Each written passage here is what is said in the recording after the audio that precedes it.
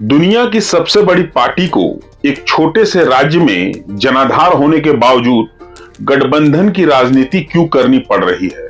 जी हां, हम बात कर रहे हैं भारतीय जनता पार्टी की। क्या वजह है कि जम्मू कश्मीर और हरियाणा के चुनाव में अकेले दम भरने वाली बीजेपी को झारखंड में गठबंधन की राजनीति करनी पड़ती है? झारखंड में बीजेपी की मुख्य सहयोगी दल है आजसू और वर्ष 2019 के विधानसभा चुनाव में सीट शेयरिंग की वजह से बीजेपी और आजसू का गठबंधन नहीं हो पाया था। बीजेपी की कोशिश थी कि वो अकेले अपने दम पर 2019 का चुनाव निकाल ले।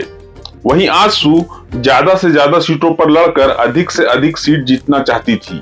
नतीजा ये रहा कि बीजेपी को सत्ता से बाहर होना पड़ा, जिसकी मुख्य वजह गठबंधन का ना होना था। पिछले विधानसभा चुनाव में आजसू झारखंड की 9 सीटों पर दूसरे नंबर की पार्टी बनी। इसमें उसने 5 सीटों पर बीजेपी का इक्वेशन बिगाड़ दिया। 17 सीटों पर आजसू तीसरे नंबर की पार्टी बनी थी। उसने इसमें 3 सीटों पर बीजेपी का गेम बदल दिया।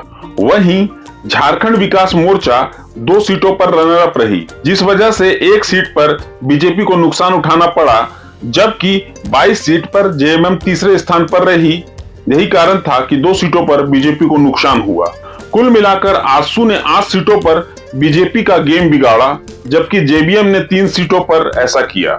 इन सीटों पर जेबीएम ने या तो बीजेपी को वोट शेयर में तीसरे नंबर पर धकेला या बीजेपी रनर अप रही। वहां उसे जीत के अंतर से ज्यादा वोट मिले थे। बीजेपी का खुद का आकलन है कि उसे राज्य में 5 साल की सत्ता विरोधी लहर यानी एंटी इनकम्बेंसी का फायदा मिल सकता है, इसलिए पार्टी कोई रिस्क लेना नहीं चाहती। बीजेपी ने एकला चलो रे की पॉलिसी को फिलहाल साइड में रख दिया है। इसके अलावा वोट परसेंटेज की बात करें तो 2019 में अगर बीजेपी और आजसू की वोटों को जोड़ दिया जाए तो ये कुल वोट का 41.5% हो जाता है। वहीं इस समय झारखंड की सत्ता पर काबिज इंडिया गठबंधन के पास इससे कम वोट प्रतिशत हैं।